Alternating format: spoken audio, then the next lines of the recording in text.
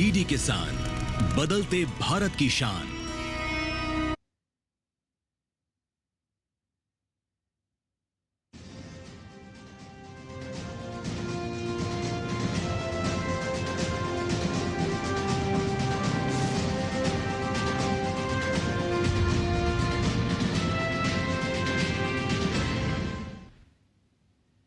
नमस्कार, किसान समाचार में आप सभी का स्वागत है। सबसे पहले मुख्य समाचार। प्रधानमंत्री नरेंद्र मोदी की अध्यक्षता में हुई मत्स्य पालन क्षेत्र की प्रगति और भविष्य की योजनाओं की समीक्षा बैठक। ग्रामीण आजीविका के लिए मत्स्य पालन है बेहद अहम।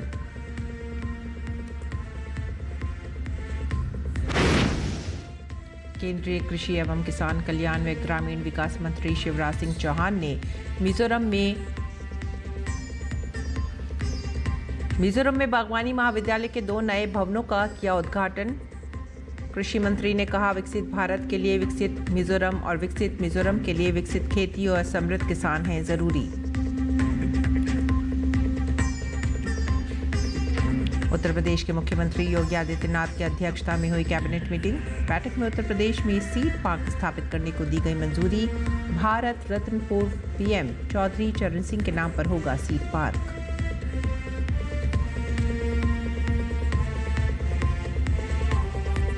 भारत और पाकिस्तान के बीच पुणे के कई व्यापारियों ने तुर्की से फलों एवं मसालों के आयात को बंद करने का लिया निर्णय।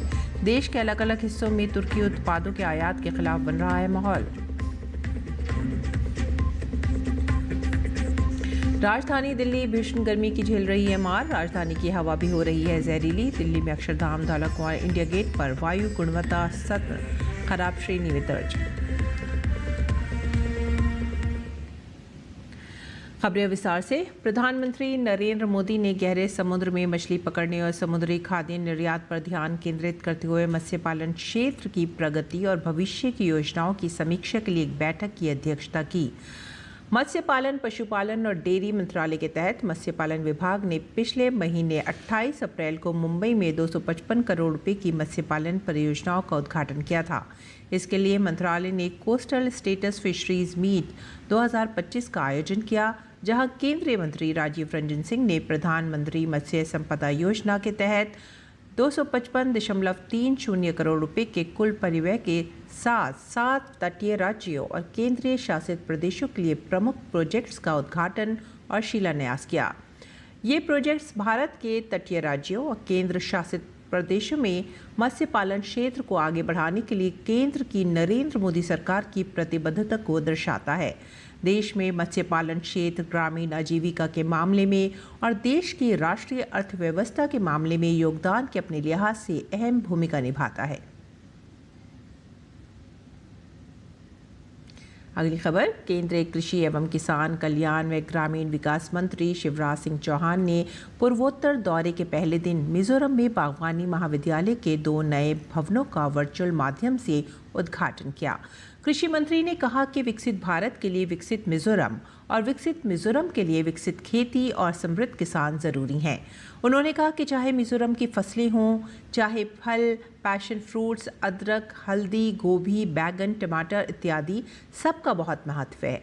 यहाँ के फूल की सुगंध सारी दुनिया को आकर्षित करती है।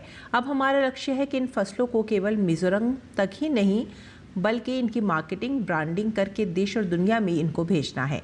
इसमें हम कोई कमी नहीं छोड़ेंगे। हमें किसानों को आत्मनिर्भर बनाना है। इस कार्यक्रम में किसानों और केवीके की भागीदारी के साथ नवीनतम बागवानी विकास को प्रदर्शित करने वाली एक प्रदर्शनी भी लगाई गई, जिसमें 1,500 से अधिक किसानों ने भाग लिया।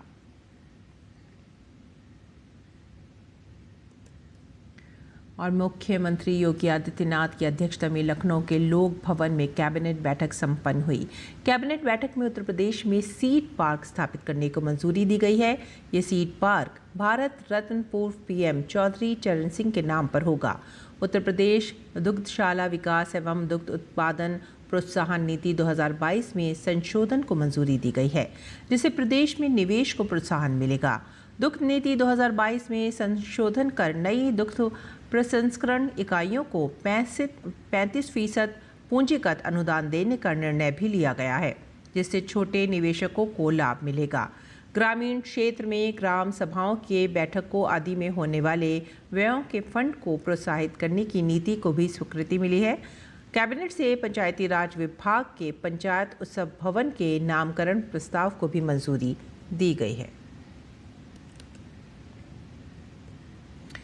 अब बात करते हैं छत्तीसगढ़ की। छत्तीसगढ़ सरकार की सौर सुजला योजना किसानों को नई उम्मीद लेकर आई है। इस योजना के तहत किसानों को अनुदान पर सौर पंप उपलब्ध कराए जा रहे हैं, जिससे वे बिना बिजली या डीजल की चिंता किए सिंचाई कर पा रही हैं। देखिए टीडी न्यूज़ के संवाददाता सुमेश पटेल की छत्तीसगढ़ से ये रिपोर्ट। किसानों के लिए वरदान साबित हो रही है छत्तीसगढ़ की सौर सुजला योजना। छत्तीसगढ़ सरकार किसानों को अनुदान पर दे रही है सोलर पंप। किसानों को कम दामों पर सोलर पंप उपलब्ध कराने के लिए सौर सुजला योजना। सौर सुजला योजना से किसान साल में उगा सकेंगे एक से अधिक फसल। सौर सुजला योजना से बढ़ेगी किसानों की आमदनी। किसानों के लिए कम लागत में सिंचाई की बेहतर और स्थायी व्यवस्था। छत्तीसगढ़ सरकार की सौर सुजला योजना राज्य के किसानों के लिए उम्मीद की एक नई किरण बनकर उभरी है। इस योजना के तहत किसानों को सरकारी अनुदान पर सोलर पंप दिए जा रहे हैं। सौर सुजला योजना के तहत जांजगीर चांपा जिले के नवागढ़ ब्लॉक के ग्राम पंचायत पचेड़ा किसान हीरानंद कश्यप के खेतों में सौर सिंचाई पंप स्थापित किए गए हैं, जिससे अब हीरानंद कश्यप बिना किसी चिंता के सिंचाई सुविधा का लाभ उठाकर लाभकारी खेती कर रहे हैं। सौर सुजला योजना छत्तीसगढ़ सरकार की एक प्रमुख योजना है, जिसका उद्देश्य किसानों को सौर ऊर्जा से चलने वाली सिंचाई पंप उपलब्ध कराकर उन्हें सशक्त बनाना है। ये योजना विशेष रूप से छोटे और सीमांत किसानों के लिए बनाई गई है, ताकि वे बिजली की कमी या डीजल की महंगाई से मुक्त होकर अपनी खेती को सतत और लाभकारी बना सकें। किसान हीरानंद कश्यप ने बताया कि सौर ऊर्जा अपने खेतों में लगाने के बाद पहले काफी दिक्कत होती थी, लेकिन अब सौर पंप से सिंचाई आसान हो गई है। धान के साथ मछली पालन भी कर रहा हूँ। सौर सुजला योजना से हमें बहुत लाभ हुआ है। सरकार को धन्यवाद देता हूँ। प्रधानमंत्री इस सौर सुजला योजना में सोलर पंप मिली, जेकर जरिए मैं रबी फसल धान लगात हूँ और मोर तालाबों मन में मोर भाई जी करते मछली पालन, ओकरो सहयोग हो जाती। सरकार के बहुत धन्यवाद है जो हमर किसान मन ला ये बिजली की समस्या ले एक ठो निजात मिली थे सोलर पंप। जिला क्रीड़ा अधिकारी राम स्नेही कश्यप ने बताया कि इस साल 2024-25 में जिले में सौर सुजला योजना के तहत कुल 150 का लक्ष्य मिला है, जिसके लिए किसानों द्वारा आवेदन लिया जा रहा है। किसान सौर सुजला योजना से अभी रबी फसल में धान, गेहूं एवं बाड़ी लगाकर दोहरे फसल का लाभ भी किसान उठा रहे हैं। इस योजना के तहत सभी वर्ग के किसान आवेदन कर सकते हैं और वर्तमान में जो हमको लक्ष्य प्राप्त हुआ था 2024-25 से तो 150 का लक्ष्य प्राप्त हुआ था, जिसमें हमको LOI जारी हुआ था और 90 संयंत्रों का LOI जारी हुआ था, जिसके विरुद्ध हमारे द्वारा 70 का लक्ष्य पूर्ण कर लिया गया है। 20 के लक्ष्य को पूर्ण करने के लिए 2 इकाइयाँ और मांगी गई हैं, जिसके माध्यम से हम इन लक्ष्यों को पूर्ण कर सके। छत्तीसगढ़ सरकार की सौर सुजला योजना एक नई ऊर्जा, एक नई राह है, जो छत्तीसगढ़ के किसानों को आत्मनिर्भर बना रही है। छत्तीसगढ़ सरकार की सौर सुजला योजना से किसानों को न सिर्फ सिंचाई की सुविधा मिल रही है, बल्कि उनकी आमदनी भी बढ़ रही है। सौर ऊर्जा पर आधारित यह पहल किसानों को आत्मनिर्भर बनाने की दिशा में एक महत्वपूर्ण कदम साबित हो रही है। Somesh Patel, DD news, Chhattisgarh. भारत और पाकिस्तान के बीच बढ़ते तनाव के बीच तुर्की द्वारा पाकिस्तान को समर्थन देने से देश के अलग अलग हिस्सों में तुर्की के खिलाफ माहौल बन रहा है। पुणे के कई व्यापारियों ने तुर्की से फलों एवं मसालों के आयात को बंद करने का निर्णय लिया है। महाराष्ट्र के मुख्यमंत्री देवेंद्र फडणवीस ने पहलगाम हमले की कड़ी निंदा की। अगर कोई देश ऐसी क्रूरता करता है और दूसरा देश उसका समर्थन करता है तो उन्हें सबक सिखाना ज़रूरी है।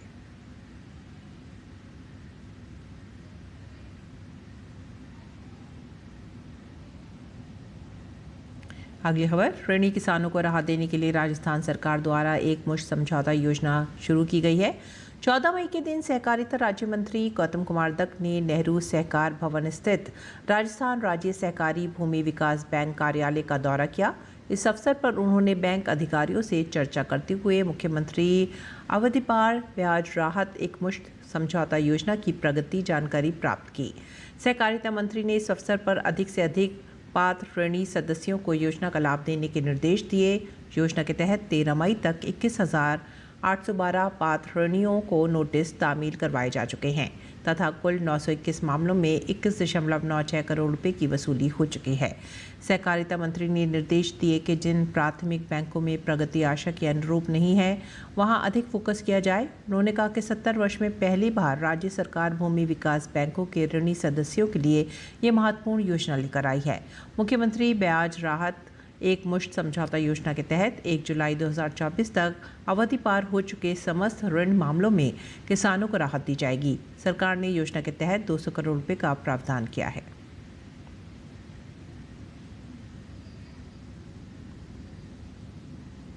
बिहार के किसानों को उनकी उपज का उचित मूल्य दिलाने के लिए सरकार ने कृषि बाजारों का आधुनिकीकरण करने का फैसला किया है। कृषि विपणन निदेशालय के अंतर्गत राज्य के कृषि बाजार प्रांगणों का आधुनिकीकरण एवं समुचित विकास चरणबद्ध तरीके से किया जा रहा है।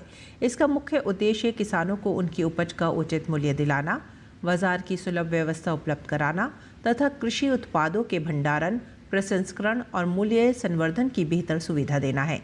किसानों को उनकी फसल का सर्वोत्तम मूल्य दिलाने, उन्हें सुरक्षित और आधुनिक बाजार व्यवस्था प्रदान करने, कृषि उत्पादों की गुणवत्ता बढ़ाने तथा खाद्य प्रसंस्करण को बढ़ावा देने के लिए कृषि विपणन निदेशालय का गठन किया गया है। ये निदेशालय किसानों, व्यापारियों, उद्यमियों और निर्यातकों के लिए एक मजबूत बाजार प्लेटफॉर्म तैयार करने में अहम भूमिका निभा रहा है। वित्तीय वर्ष 2021-22 में 12 प्रमुख कृषि उत्पादन बाजार प्रांगणों गुलाबबाग, पूर्णिया, मुसलहपुर, पटना, आरा, हाजीपुर, समस्तीपुर, मुजफ्फरपुर, सीतामढ़ी, मोतिहारी, गया, बेतिया, दाऊदनगर एवं मोहनिया के समुचित विकास और आधुनिकीकरण हेतु 748.46 करोड़ रुपए की लागत से योजनाएं स्वीकृत की गई हैं। और अगली खबर हरियाणा से। हरियाणा राज्य में रबी विपणन सीजन 2025-26 के दौरान 1 अप्रैल से 14 मई तक राज्य में खरीद संस्थाओं ने कुल 74.95 लाख मीट्रिक टन गेहूं की खरीदी की है। इसमें से 72.90 लाख मीट्रिक टन केंद्र के लिए एवं 2.05 लाख मीट्रिक टन सार्वजनिक वितरण प्रणाली PDS के लिए गेहूं की खरीदी की गई है। प्रदेश में 73.03 लाख मीट्रिक टन गेहूं का उठान किया जा चुका है, जो कि कुल उठान का 97.40% है। राज्य में 4 खरीद संस्थाओं खाद्य, नागरिक आपूर्ति एवं उपभोक्ता मामला विभाग, HAFED, Haryana warehousing corporation तथा भारतीय खाद्य निगम की ओर से गेहूं खरीद का कार्य किया जा रहा है। राज्य सरकार ने अब तक 4,68,636 किसानों से गेहूं की खरीदी की है तथा 16,462.70 करोड़ रुपए की राशि किसानों के बैंक खातों में सीधे तौर पर स्थानांतरित की जा चुकी है। रबी विपणन सीजन 2025-26 के दौरान हरियाणा में 15 से 1 मई तक सरसों की खरीद का कार्य किया गया। राज्य की 2 खरीद संस्थाओं हैफेड और हरियाणा वेयर हाउसिंग कॉरपोरेशन ने सरसों की खरीद का कार्य किया। 14 मई तक राज्य में खरीद संस्थाओं ने 7.74 लाख मीट्रिक टन सरसों का उठान किया जा चुका है। और आइए अब जान लेते हैं मंडी भाव।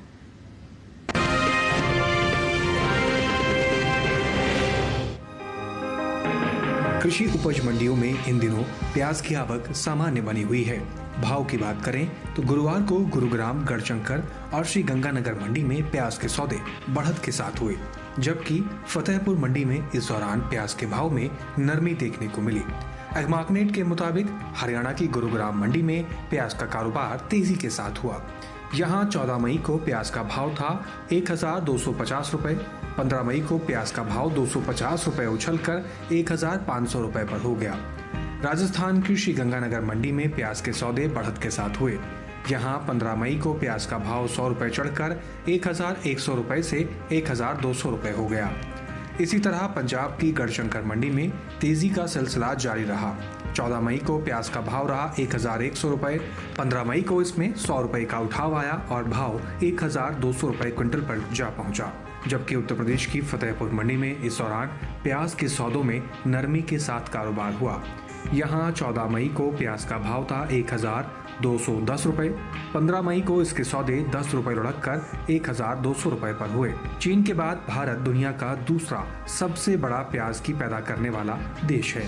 भारत के लगभग सभी राज्यों में प्याज की खेती की जाती है, लेकिन महाराष्ट्र देश का सबसे बड़ा राज्य है जहां प्याज की पैदावार सबसे ज्यादा होती है। यहां बड़े पैमाने पर प्याज की खेती की जाती है। महाराष्ट्र की बाकी मंडियों के मुकाबले लासलगांव मंडी में प्याज की सबसे ज्यादा आवक देखने को मिली। उसके बाद मध्य प्रदेश, कर्नाटक और गुजरात का स्थान आता है। वहीं बात प्याज की करें तो कृषि मंत्रालय की ओर से जारी तीसरे अग्रिम अनुमान के मुताबिक घरेलू स्तर पर साल 2023-24 के दौरान प्याज की पैदावार 242,44,000 टन होने की उम्मीद है। प्याज के निर्यात को देखें तो दुनिया में भारतीय प्याज की काफी मांग है। एपेडा के मुताबिक साल 2023-24 के दौरान भारत ने तकरीबन 17,17,439 मीट्रिक टन ताज़ा प्याज का निर्यात किया है, जिसकी कीमत लगभग 3,922 करोड़ रुपए है।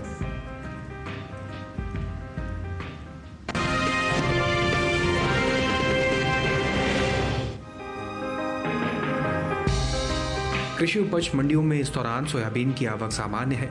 इसके भाव की बात करें तो गुरुवार को सोयाबीन के भाव चढ़ते उतरते रहे और कहीं कहीं स्थिरता भी देखी गई। एग्मार्कनेट के अनुसार मध्य प्रदेश की इंदौर मंडी में सोयाबीन का कारोबार मजबूती के साथ हुआ। यहाँ 14 मई को इसका भाव रहा 4,000 रुपए, जो कि 15 मई को 175 रुपए की तेजी के बाद 4,175 रुपए हो गई। राजस्थान की कोटा मंडी में 14 मई को सोयाबीन का भाव रहा 4,200 रुपए, जो कि 15 मई को 100 रुपए चढ़कर 4,300 रुपए हो गए। वहीं गुजरात की तरफ रुख करें तो यहाँ की बगसरा मंडी में 15 मई को सोयाबीन का भाव 70 रुपए गिरकर 3,787 रुपए से 3,717 रुपए पर रह गया। जबकि उत्तर प्रदेश की महारौनी मंडी में सोयाबीन के सौदे स्थिर भाव पर हुए। यहाँ दोनों दिन यानी 14 और 15 मई को सोयाबीन बिना किसी फेरबदल के 4,100 रुपए पर बिकी। कृषि एवं किसान कल्याण मंत्रालय की ओर से साल 2024-25 के कृषि फसलों के दूसरे अग्रिम अनुमान जारी किया गया है। साल 2024-25 के दौरान खरीफ सोयाबीन की उपज 151,32,000 टन होने का अनुमान है, जबकि बीते साल इस दौरान खरीफ सोयाबीन की उपज 130,62,000 टन रही थी। बता दें, कुछ समय पहले ही केंद्र सरकार ने विपणन सत्र 2024-25 के लिए 14 खरीफ फसलों के न्यूनतम समर्थन मूल्य में बढ़ोतरी की है। सरकार के इस फैसले से किसानों को उनकी फसलों का उचित दाम मिलेगा, साथ ही उनकी आय में भी वृद्धि होगी। इन 14 खरीफ फसलों में पीली सोयाबीन भी शामिल है। पीली सोयाबीन का एमएसपी साल 2023-24 के दौरान 4,600 रुपए प्रति क्विंटल था, जिसकी एमएसपी साल 2024-25 के दौरान 292 रुपए बढ़ाकर 4,892 रुपए प्रति क्विंटल तय की गई है।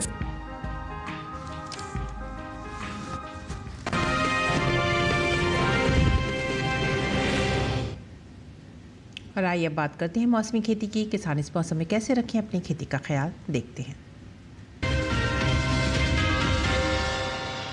नमस्कार, आप देख रहे हैं डीडी किसान। मैं हूं एआई कृष और आज हम भारत के विभिन्न राज्यों में होने वाली खेती किसानी से संबंधित सलाहों के बारे में पूरी जानकारी देंगे। पूर्वी उत्तर प्रदेश में तैयार फलों और सब्जियों की तुड़ाई समय पर कर लें। पश्चिमी उत्तर प्रदेश के किसान मोटे अनाज की फसल में ज़रूरत के हिसाब से सिंचाई करते रहे। यहाँ के किसान ग्रीष्मकालीन मूंगफली, सूरजमुखी और हरे चारे वाली फसलों में पर्याप्त नमी बनाए रखें। लीची के बागानों में भी इस समय सिंचाई की ज़रूरत हो सकती है। बिहार में कद्दू वर्गीय सब्जियों की बुवाई का काम करें। यहाँ के किसान इन दिनों लौकी, करेला और तुरई की बुवाई का काम कर सकते हैं। पालक की बुवाई के लिए भी ये समय उचित है। बिहार में हल्दी, अदरक, अरबी, जिमीकंद और अन्य सब्जियों की खड़ी फसलों में हल्की सिंचाई करें। पश्चिम बंगाल की बात करें तो यहाँ के पुराने जलोढ़ इलाके में धान की कटाई समय पर कर लें। यहाँ के किसान 80% धान पकने पर कटाई कर सकते हैं। खराब मौसम या बारिश की संभावना को देखते हुए काटी गई फसलों को सुरक्षित स्थान पर रखें। बोरो धान के खेतों में पर्याप्त जल निकासी की व्यवस्था बनाकर रखें। खेतों से अतिरिक्त पानी को बाहर निकालें। पश्चिम बंगाल के तराई वाले इलाकों में तैयार फसलों की कटाई में बिल्कुल भी देरी ना करें। यहाँ के किसान फसलों से बारिश का फालतू पानी बाहर निकालें। पश्चिम बंगाल के बारिश संभावित इलाकों में किसानों को सलाह है कि वो फिलहाल के लिए कीटनाशक और दवाओं का छिड़काव टाल दें। अंडमान निकोबार द्वीप समूह में सब्जियों की नर्सरी और फलों के छोटे पौधों को बारिश में खराब होने से बचाएं। तेज बारिश संभावित इलाकों में सब्जियों की नर्सरी को पॉलीथीन शीट से कवर करें ताकि खराब मौसम में होने वाले नुकसान से बचा जा सके। इसी तरह कृषि और किसानों से जुड़ी हर महत्वपूर्ण जानकारी के लिए हमारे साथ जुड़े रहिए और देखते रहिए डीडी किसान। धन्यवाद।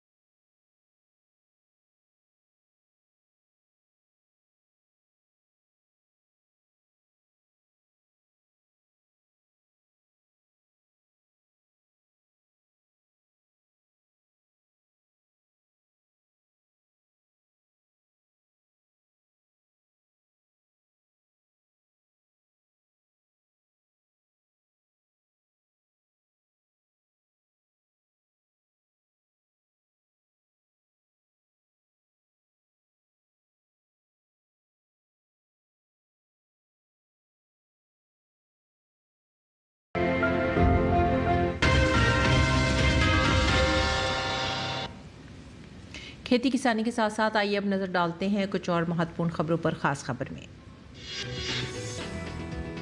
तिरंगा यात्राओं से पूरा माहौल राष्ट्रीय की भावना से भरा नजर आ रहा है। भारतीय सेना के वीर जवानों के सम्मान में भारतीय शौर्य तिरंगा यात्रा का आयोजन पूरे देश में हो रहा है। राष्ट्रीय राजधानी दिल्ली में वकीलों ने सेना के प्रति सम्मान दर्शाने के लिए तिरंगा यात्रा निकाली। देशभक्ति की भावना के ओतप्रोत वकीलों ने भारत माता की जय के नारे लगाए।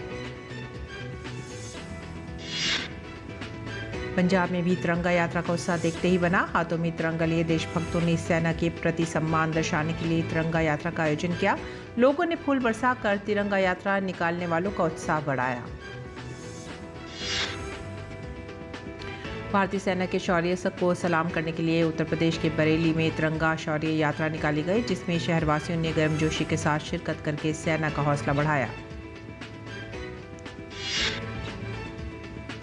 ओडिशा में कटक पुलिस ने विभिन्न जिलों में कई गंभीर डकैतियों को अंजाम देने वाले 6 खूंखार डकैतों को गिरफ्तार किया है। उनके पास से भारी मात्रा में सोना, चांदी, नकदी और हथियार बरामद किए गए।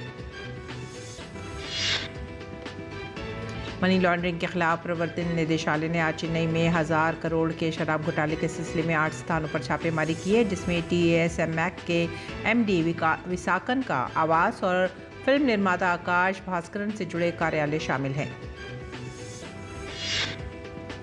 दिल्ली के मुंडका इलाके में केमिकल गोदाम में आग लग गई। हालांकि आग से अभी तक किसी के हताहत होने की कोई खबर नहीं है। वहीं आग पर काबू पाने के लिए मौके पर 10 दमकल की गाड़ियां मौजूद रहीं। और इसी के साथ ही आप हमारी पूरी टीम को दीजिए आज्ञा। नमस्कार।